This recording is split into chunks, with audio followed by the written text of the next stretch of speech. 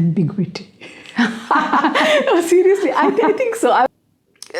There's nothing, no black and white. And, we go as we can.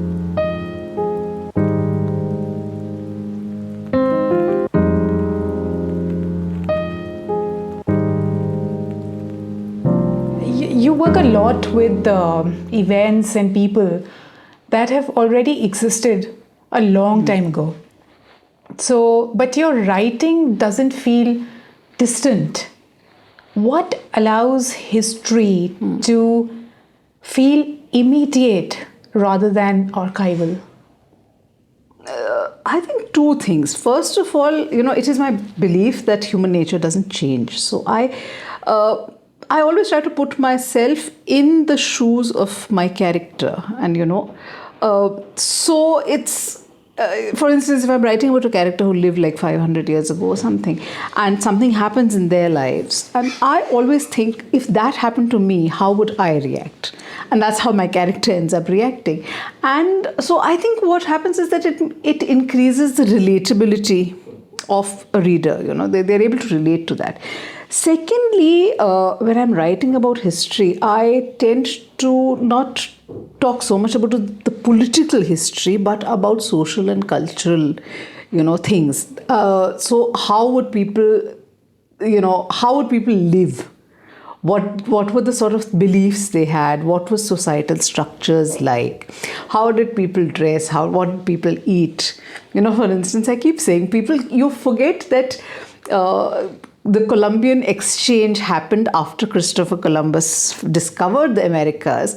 Before that, India didn't have potatoes, we didn't have chilies, we didn't have tomatoes. So you cannot have ancient Indian curries the way we know curries today. So, I look at, again, more relatable things, the sort of things which people relate to. I think everyday people may not relate so much to the grand wars and the campaigns and the political intrigues. There's a space for that. But I think there's a greater space for human interest stories. And that's the sort of stories I tell. And I think that is why it feels closer. You're talking about the relatability between now and then. And you've worked extensively with older worlds. So has it changed the way you see the present, the people, the spaces, even the silences that... Yes, it does, because I'm like, one of the oddest things, in fact, which I always find which has changed. It's a very minor thing, but it has so much significance. The fact that mortality has gone up, the average life expectancy is so much higher today than it was. I was reading somewhere that around the Mughal period, average life expectancy in India was about 25 years. And that is like, it changes your total perception of it, because, then you realize that, okay, if you expected that by 25 years you were dead, that is why as soon as you hit puberty, you had to get married and you had to start having children. And it changes your whole concept of why there was child marriage, why people had such huge families, because, you were worried that your children how many of them would reach adulthood, you didn't know. So it changes the way of how you look at life then and the way you look at life now, that you become more grateful for what you have now. Something so simple as good medical facilities. Right. So you just talked about such a minute detail. What does a small detail allow in writing what a longer narrative cannot? I think a lot hinges on small details. Like for instance, a small thing which somebody said. When I'm writing, say, Muzaffar Jung, which is my historical detective, sure, a tiny dialogue or a tiny clue can change the whole narrative. It can, the whole story of who is the culprit can hinge on one tiny little clue which is embedded somewhere in the story. And I think even when you're talking about non-detective, non-mystery stuff, there are a lot of cases where something very small. For instance, there was the book I'm writing right now. It is set in the Mughal period. So there's this one character who is the widowed father of a little boy, and he is the only person for the little boy. There is no other, because this man he's fought with his family, and sort of he's been disowned by them, etc. And what he happens to fall in love with a much younger woman, and this younger woman is extremely possessive. She says, no, you've got to leave everybody. And this man is very happy to do that. And he abandons his son. He leaves his son with some distant connections, not really relatives. He leaves him with them. And he says, okay, I'll finance his education, his upbringing, etc. But I can't have anything to do with him. And that it's a small thing, that your father deserves. It's not small otherwise, but as far as the narrative concerns, it's one tiny section of the plot. But that one act, it snowballs into the next 3 generations, and it ends in tragedy for 3 generations. It's there, and it's all because of this one man who put his own needs first before his child's. So I think, it happens. You never know where something will go. So when we are connecting history and fiction, so history is something that tells us what happened, and fiction is something that tells us how it felt. Yeah. So, does fiction take us closer to the truth or some other kind of truth? My sister's a historian, always has this thing. She says that, I want to make it clear that history is more a science than a lot of people realize, because history is based on what we know as of now. It is a theory. It could, according to the facts we can access right now, this is the truth which we have come to. But if further facts emerge down the line, we will have to rethink our theory, right? So that's what she says. And I always think that fiction allows you to look at the facts in different ways. So history says this. So for instance, history says that Babur had a little daughter, 6-year-old Gulbadan Begum, who, when Babur invaded India and he he settled down in Agra, Gulbadan, then 6 years old, came with the first group of women, and that she met Babur, and he was very proud of her and all that. Now, fiction, I look at it from the point of view of what was India like to Gulbadan? When she was 6 years old and she came to India and she first encountered mangoes. She'd never seen mangoes before. So I have a little scene in my novel, An Unholy Drought, where Gulbadan is in a Lahore marketplace and she sees mangoes and she's fascinated by them. She's very, sort of taken up with the fact that they smell so good. And she makes her nurse buy her a mango. But then she doesn't know what to do with it. What does one do? So it's, I play around with history in that way and try to interpret it and try to see it from different points of view. You just gave that incident of Gulbadan in a mango market, So in your writings, larger structures like power, hierarchy, beliefs, they show up in small everyday situations. So is that how writing, it reveals, it truthfully reveals power structures? I think it can because, first of all, I always think from the point of view of at least in these novels, I've always thought of, I want to focus on the common people, and for them, power is always at a distance, they they know that, okay, they are governed by that power and their lives can turn around for the better or for the worse because of that power. But there is a certain distancing from the power. So it's like looking at it from the outside. And I think when if you do that, then it is easier to try and see where the power is and, to make connections. For instance, again, in An Unholy Drought, I was talking about, there's this scene where there are these people, this family who are going through a really bad time because there was a very bad famine when Akbar ascended the throne. At that time, northern and western India were gripped by a really bad drought. So these people are trying to make their way through it, and they know that Akbar is also coming up against Hemu. Hemu had already sort of had already come to power in Delhi. He'd defeated the Mughals and come to power. And these people are trying to figure out what's going to happen, Hemu and Akbar and all that sort of thing. And this is a Muslim family, and they have taken one little boy who's Hindu and who's been sort of orphaned and abandoned. They've taken him into the fold. And so this little boy has been going to the local mandir and he is talking to the Pandit.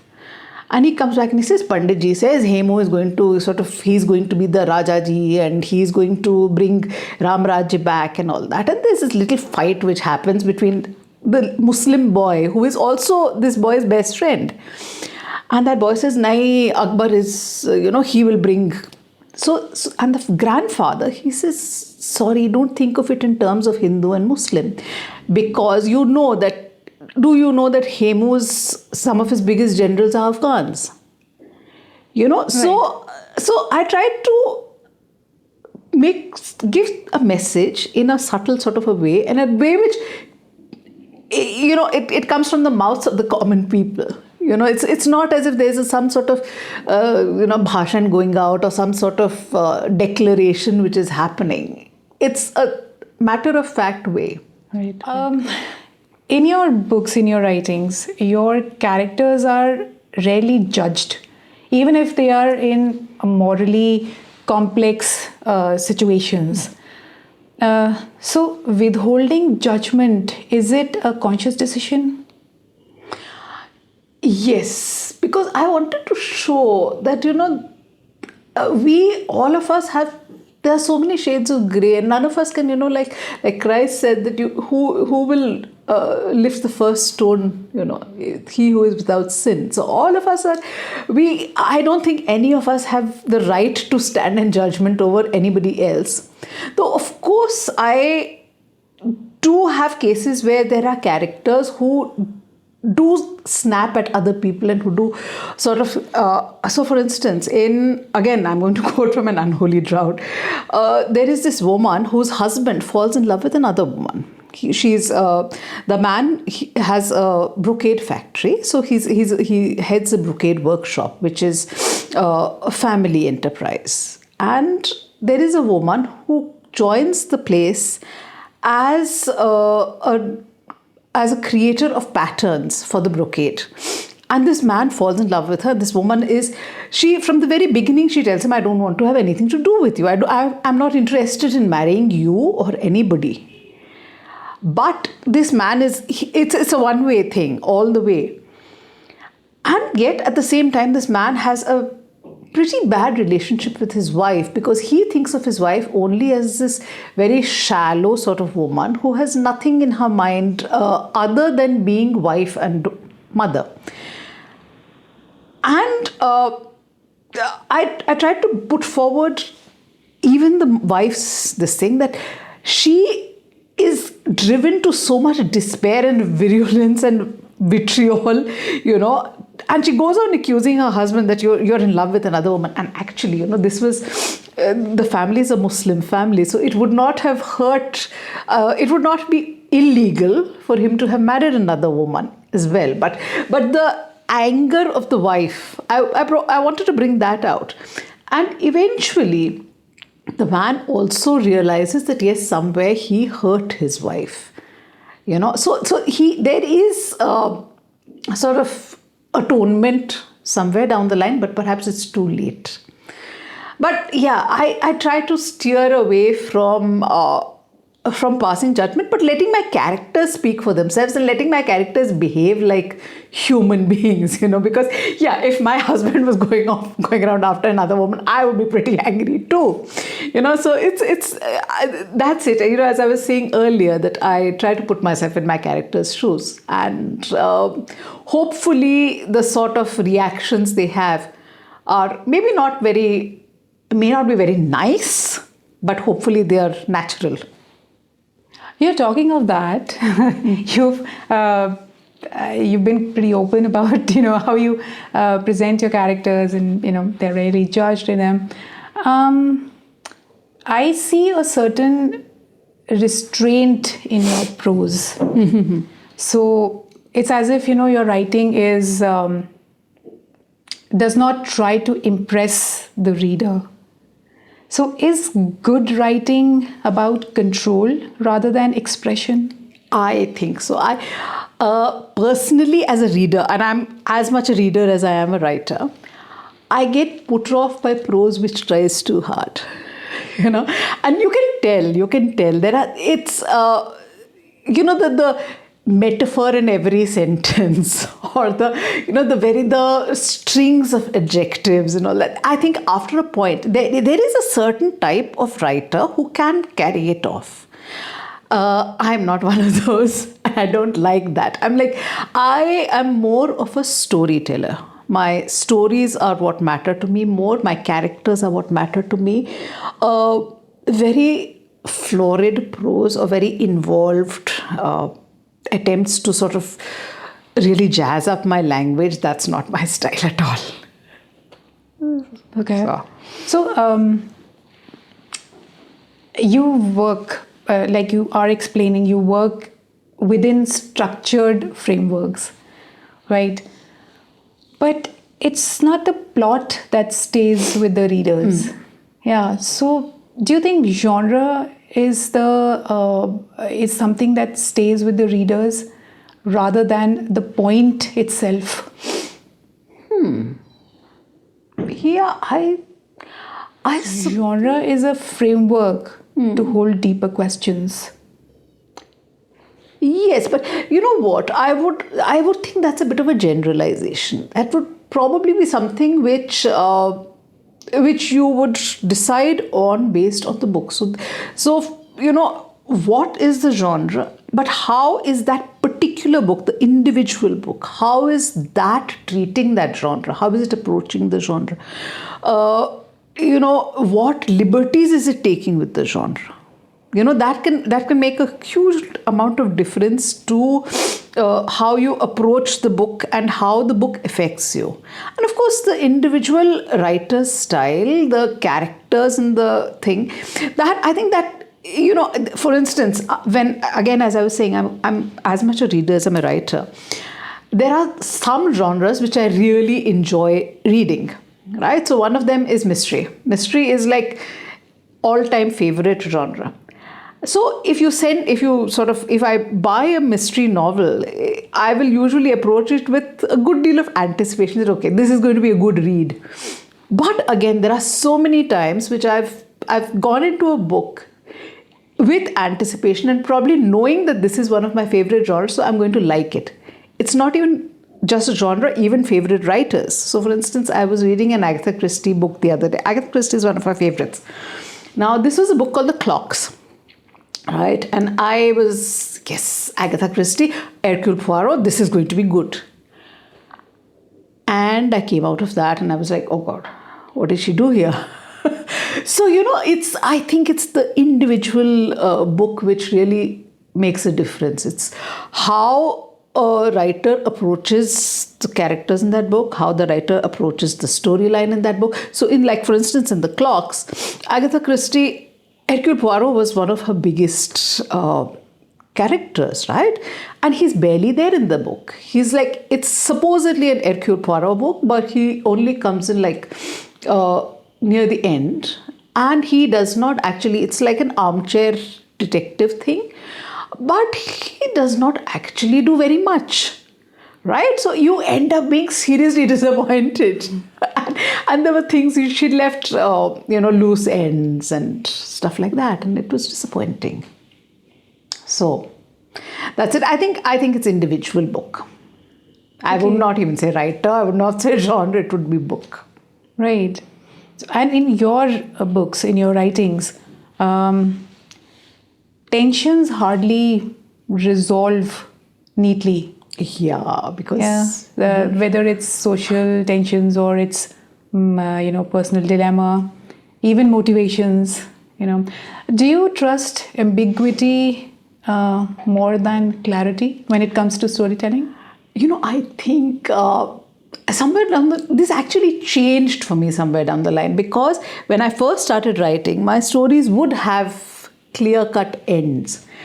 And then later I think I grew up a bit and I realized that those sort of clear-cut ends and those every little neatly tied up things, that is a happy situation to be. It's not a real situation. I don't know if in real life that happens, because, for instance, we you talk about a quarrel getting resolved beautifully in Hindi films, for instance, or of course, in a lot of novels. But personally, I feel that in real life, so if you have a really bad quarrel with someone, the type which, you disown your child and stuff like that, I don't know whether it actually ever completely heals.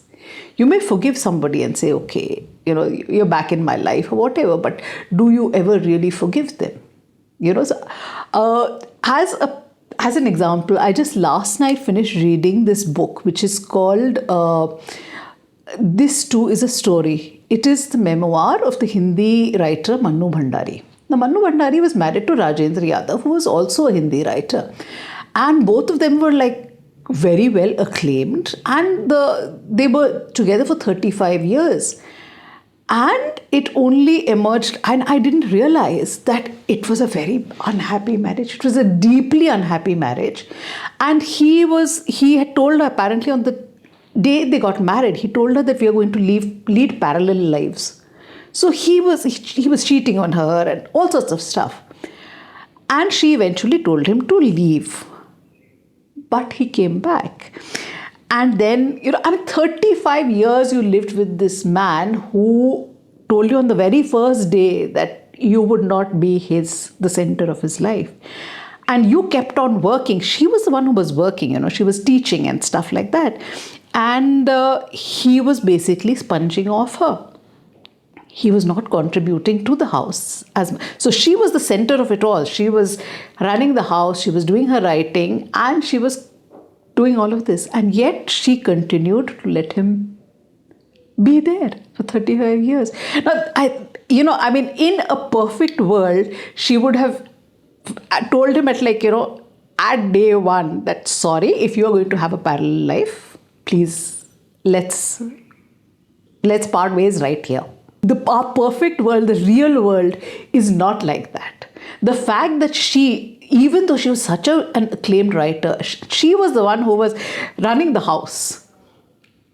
She had the power. She actually had the power to tell him to go. Once she did, but she let him come back.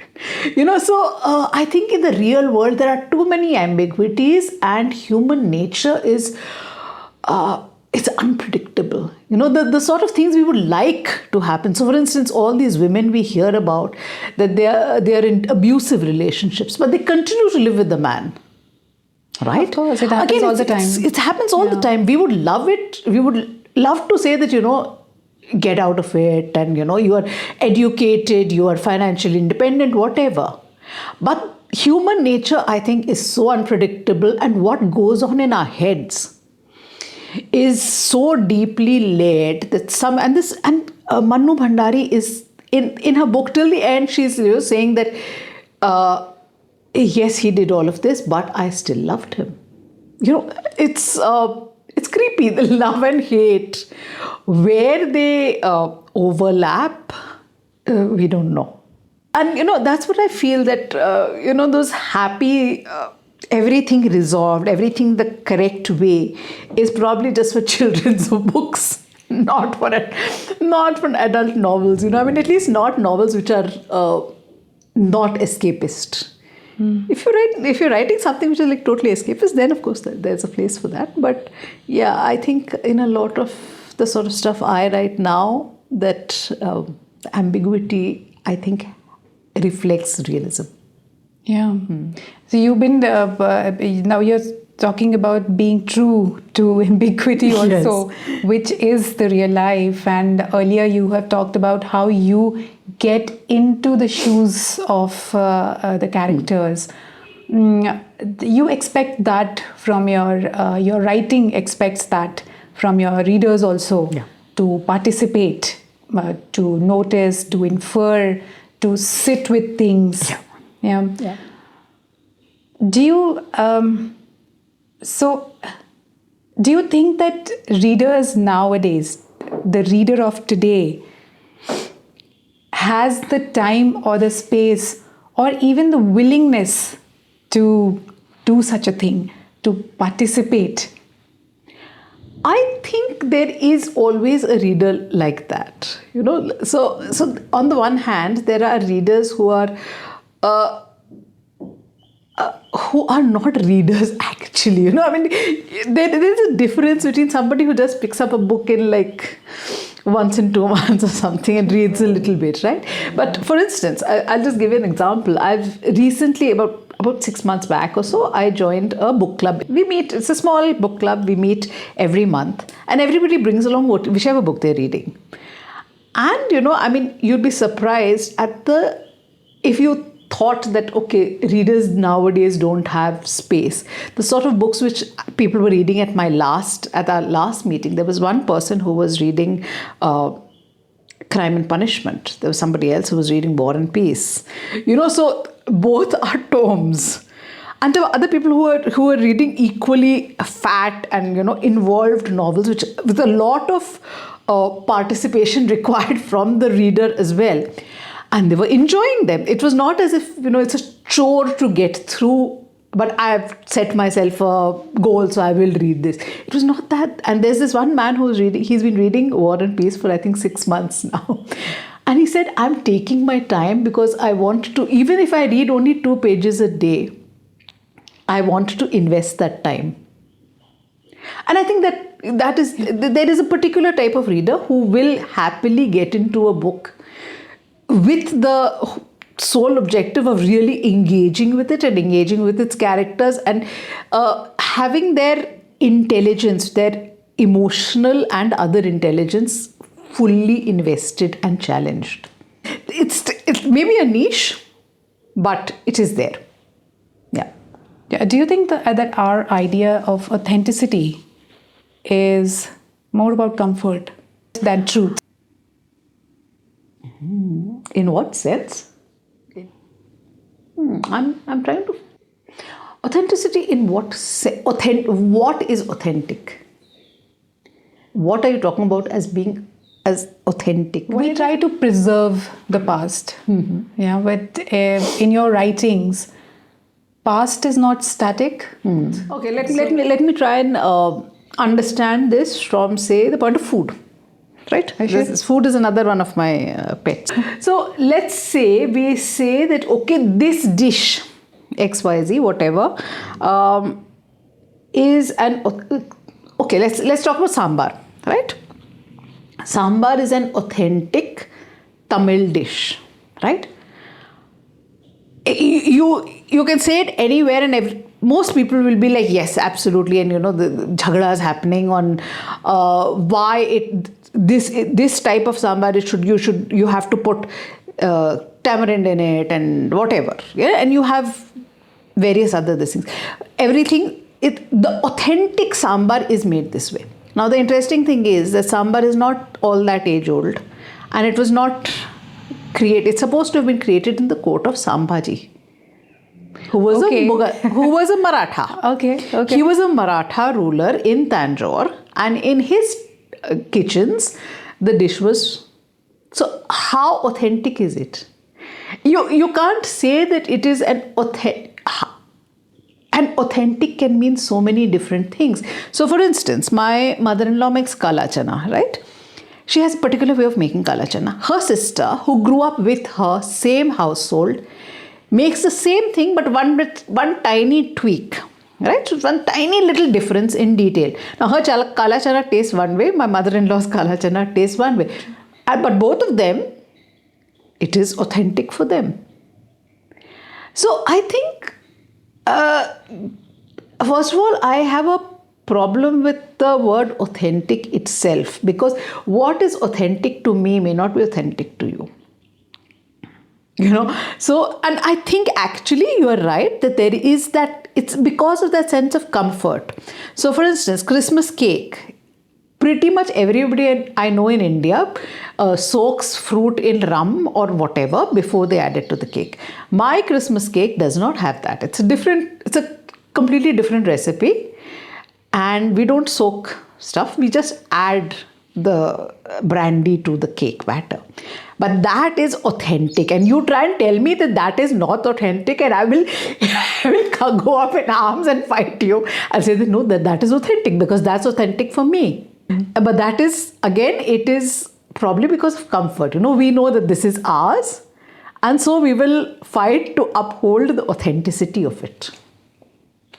So I think it's a very slippery slope, that what is authentic, what is not, is very debatable. And your idea of authentic may be completely different from mine. But again, I agree that your comfort, where you are coming from, is not where I'm coming from. Great. So when everything changes, language, politics, what is it that endures across time?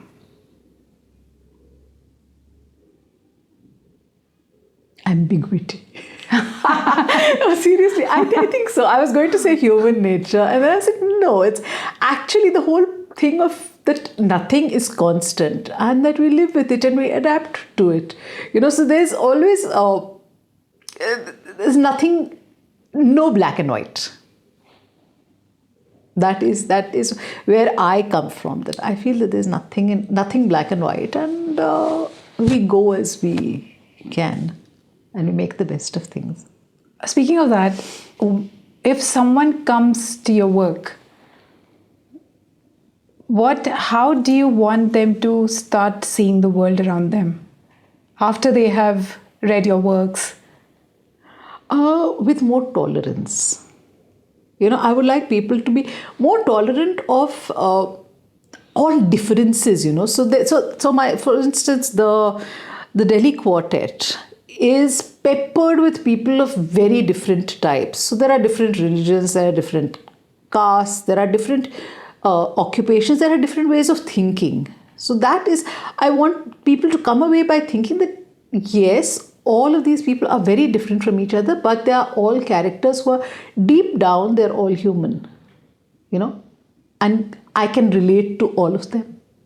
Whether or not they're my religion, whether or not they're actually doing things which I would do.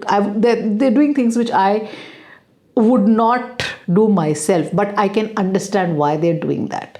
So, I would like people to be more broad-minded.